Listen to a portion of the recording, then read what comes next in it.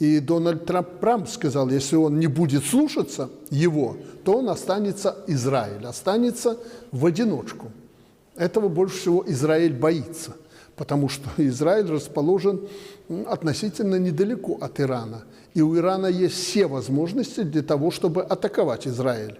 И если не будет американских ракет у израильтян, то этот так называемый золотой всепогодный купол будет пробит, и евреи на своей земле получат то, чего они не хотят, и то, чего они не ждут.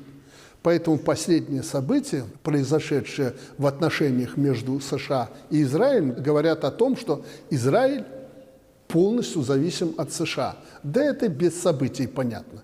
Израиль не та страна, которая обладает колоссальными ресурсами, как, допустим, Россия в конфликте с Украиной, чтобы воевать с Ираном.